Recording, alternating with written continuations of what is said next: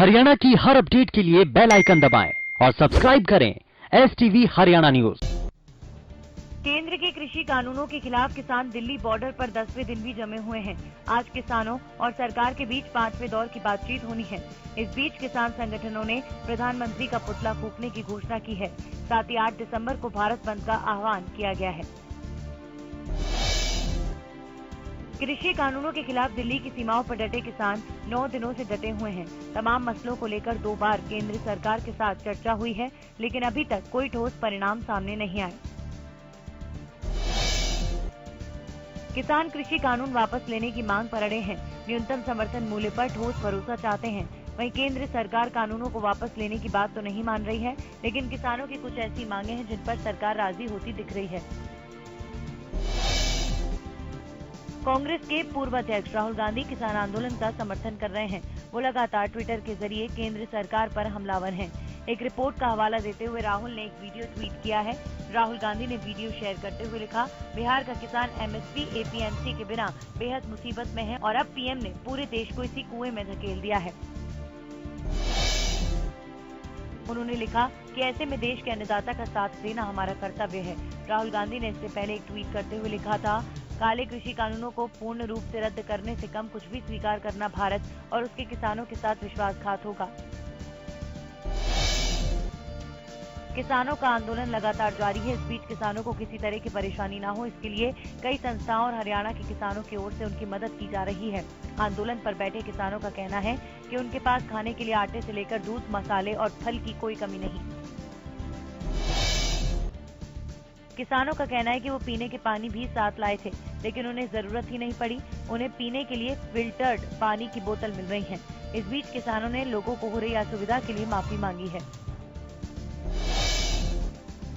सोनीपत में कुंडली बॉर्डर पर आंदोलन के लिए जा रहे किसानों की एक ट्रॉली में अज्ञात वाहन ने टक्कर मार दी। इस हादसे में ट्रॉली में सवार एक किसान की मौत हो गई है। मौके पर पहुंची पुलिस ने मृतक किसान के शव को पोस्टमार्टम के लिए नागरिक अस्पताल में भिजवा दिया है। किसानों ने बताया कि उन्हें टक्कर लगने की जोरदार आवाज आई तो वो मौके पर पहुंचे, लेकिन तब तक वाहन चालक फरार हो चुका था। पुलिस इस पूरे मामले की जांच में जुट गई है। किसान आंदोलन की गूंज अब दक्षिणी हरियाणा में भी गूंज रही है। पुलिस ने गुरुग्राम के नेशनल हाईवे 48 के खेड़की दौला टोल प्लाजा से किसानों के एक समूह को हिरासत में लिया। ये किसान गुरुग्राम के खेड़की दौला टोल पर प्रदर्शन कर यातायात को ठप करना चाहते थे, लेकिन उससे पहले ही गुरुग्राम पुलिस ने किसानों को हिरासत में लिया। गुरुग्राम पुलिस के DCP मानेसर निकिता गहलोत की माने तो गुरुग्राम में डिप्टी कमिश्नर की ओर से आदेशित CRPC की धारा 144 के उल्लंघन में लोगों को हिरासत में लिया गया था। DCP ने बताया कि हमें कुछ इनपुट मिले थे कि 15 से 20 लोग राष्ट्रीय राजमार्ग पर बैठेंगे और आंदोलन कर खेड़की दौला टोल प्लाजा पर ट्रैफिक को रोक सकते हैं। इन लोगों ने किसानों के विरोध के समर्थन में सोशल मीडिया प्लेटफॉर्म पर कुछ वीडियोस भी पोस्ट किए थे। उन्हें CRPC की धारा 144 के उल्लंघन में हिरासत में लिया गया है। किसान आंदोलन को चौतरफा लोगों का समर्थन मिल रहा है। किसान समर्थन में पहले भी कई नेता अपना पद्मश्री अवार्ड लौटा चुके हैं। इस बीच सोनीपत के गांव अटेरना के किसान कंवल सिंह चौहान ने कहा कि वो अपना अवार्ड वापस नहीं करेंगे। उन्होंने कहा कि अगर विरोध करना है तो विरोध के तरीके से होगा, लेकिन अवार्ड वापस करना सही नहीं। उन्होंने कहा कि बेबी कॉर्न और स्वीट कॉर्न की जो किसानों की फसल इंग्लैंड और अन्य देशों में जाती थी वो अब पूरे तरीके से रुक गई हैं, जिससे किसानों को भारी नुकसान हुआ है। किसान कंवल सिंह चौहान ने कहा कि कुछ लोग अब भ्रमित होकर यह आंदोलन कर रहे हैं, लेकिन किसानों को साफ तौर से भ्रमित किया जा रहा है। किसान आंदोलन को लेकर पृथला में प्रशासन पूरी तरह से अलर्ट मोड पर है। कल देर रात सिकरी गांव में सैकड़ों किसान रुके हुए थे, जो आज दिल्ली कूच करने के लिए तैयार हैं। राष्ट्रीय राजमार्ग पर प्रशासन ने सुरक्षा के पुख्ता इंतजाम किए हैं। फतेहाबाद में किसानों के समर्थन में सरकारी विभागों के कर्मचारी भी नजर आए। इस दौरान सर्व कर्मचारी संघ ने शहर में रोष यात्रा निकाली। सर्व कर्मचारी संघ ने अनाज मंडी, बस स्टैंड, हंस मार्केट, लाल बत्ती चौक तक रोष मार्च निकाला। साथ ही सरकार की नीतियों के खिलाफ नारेबाजी की और तीनों कृषि कानूनों को रद्द करने की मांग की।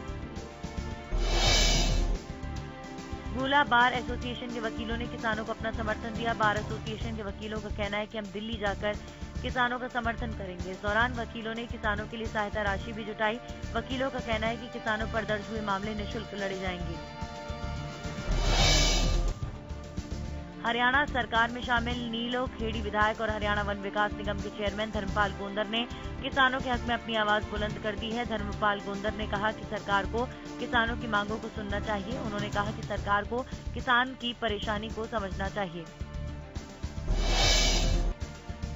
उन्होंने कहा कि मैं किसान हूं और मैं किसानों के साथ हूं। धर्मपाल गोंदर ने कहा कि अगर समय रहते किसानों की मांग पर विचार नहीं किया गया तो मैं किसानों का साथ दूंगा। इसके लिए भले ही मुझे सरकार से समर्थन वापस ही क्यों न लेना पड़े। कृषि कानून के विरोध में कई राज्यों के किसान संगठन पिछले कई दिनों से लगातार दिल्ली बॉर्डर पर डटे हुए हैं। किसानों के आंदोलन के चलते पिछले कई दिनों से सब्जियों और फलों के ट्रक बॉर्डर पर ही फंसे हुए हैं। इसके चलते करनाल की सब्जी मंडी में भी सन्नाटा छाया हुआ है। हालांकि सब्जी मंडी के आड़तियों का भी मानना है कि आंदोलन कर रहे किसानों की सभी मांगें पूरी तरह जायज हैं और सरकार को इन मांगों को जल्द से जल्द पूरा करना चाहिए। वहीं मंडी में खरीदारी करने पहुंचे लोगों ने भी किसानों की मांगों का समर्थन किया है। कृषि कानूनों को रद्द करवाने की मांग को लेकर पंजाब के किसान बीते 2 महीने से धरना प्रदर्शन कर रहे हैं। पहले ट्रेनों को रोका गया और अब बीते 9 दिनों से किसान दिल्ली के चौतरफा हरियाणा और यूपी से लगते बॉर्डरों पर डेरा डालकर बैठे हैं। इसका सीधा असर एनसीआर के उद्योगों पर पड़ रहा है। सोनीपत के राय और कुंडली के अलावा 7 लगते नरेला क्षेत्र के करीब 3000 उद्योग प्रभावित हो रहे हैं। वहीं कुछ फैक्ट्रियों पर ताले भी लटक चुके हैं। यही कारण है कि अब एक बार फिर मजदूरों के सामने रोजी रोटी का संकट खड़ा हो गया है और मजबूरी में वो घरों की ओर निकल रहे हैं। सोनीपत के राय और कुंडली में रोजाना करीब 500 मजदूर घरों को रवाना हो रहे हैं। मजदूरों ने बताया कि उनसे निजी बस चालकों द्वारा मनमाना किराया वसूला जा रहा है। किसान आंदोलन के चलते मजदूरों को 10 से 12 किलोमीटर पैदल चलकर बस स्टैंड तक जाना पड़ रहा है। प्रदेश में कोरोना के आंकड़ों में बढ़ोतरी दर्ज की गई। पिछले 24 घंटे में 1602 नए मरीजों की पुष्टि की गई। गुरुग्राम में 423 और फरीदाबाद में 336 नए मरीज सामने आए हैं। रोहतक में 107 और सोनीपत में 94 नए मामले सामने आए। प्रदेश में 24 घंटे में 19 मरीजों की मौत हो चुकी है। इसी के साथ अब तक कुल 2539 कोरोना मरीजों की मौत हो चुकी है। प्रदेश में अब तक कुल 2,40,841 केस सामने आ चुके हैं। वहीं एक दिन में 2,770 मरीजों ने कोरोना को मात दी है।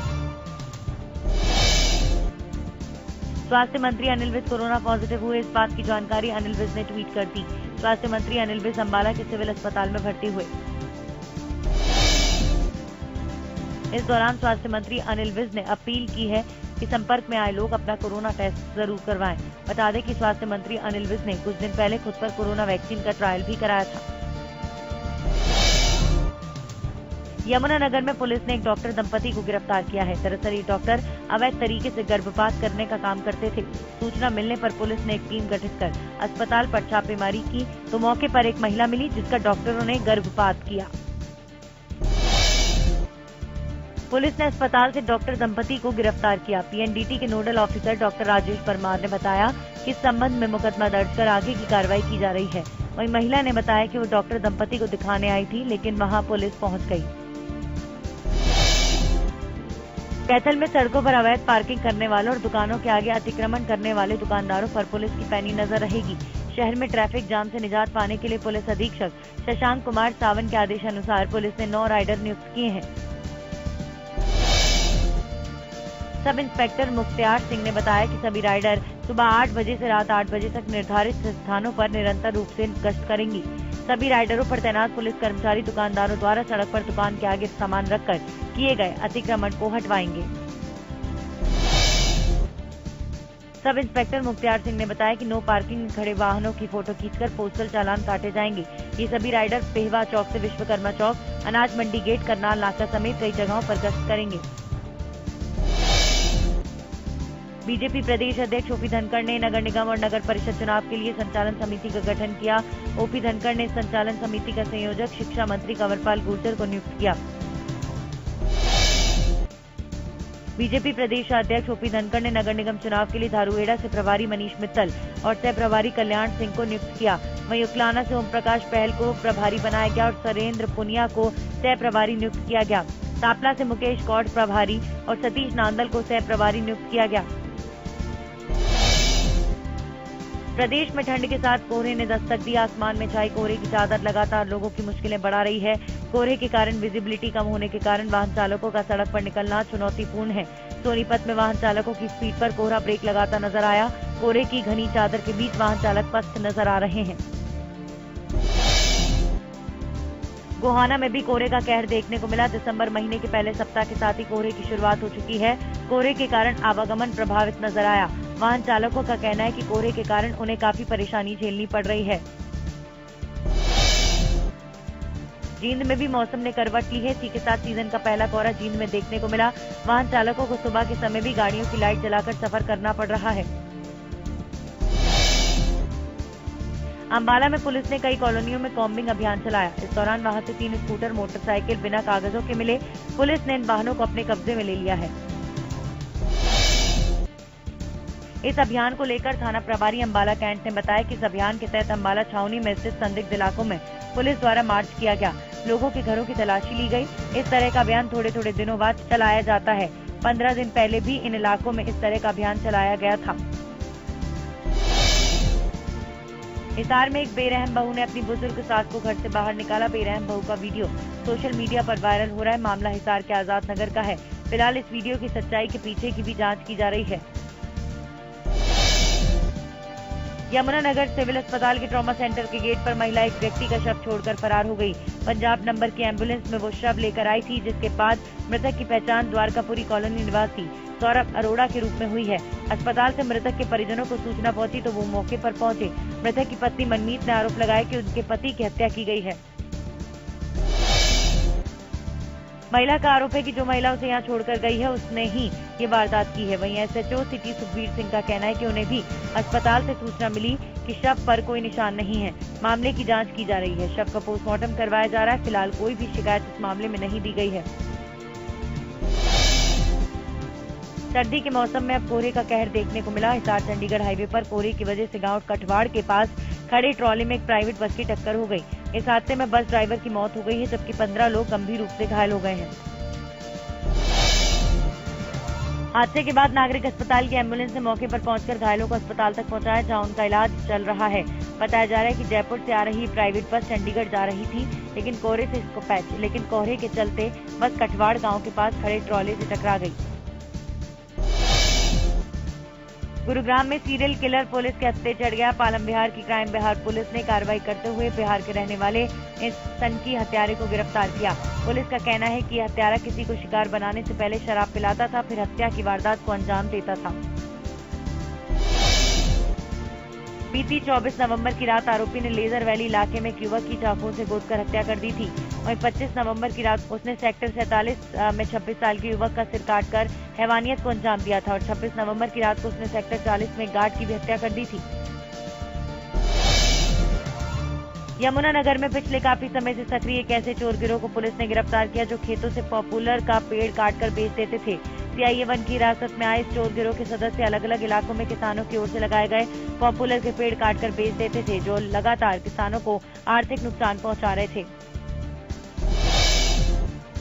सीआईए 1 की टीम ने इस गिरोह के 5 आरोपी पकड़े हैं, जो पॉपुलर चोर हैं और जिले से लकड़ी रातों रात काटकर सुबह मंडी में जाकर बेच देते थे। सीआईए टीम के बाद आरोपियों ने 5 और वारदातों का खुलासा किया है।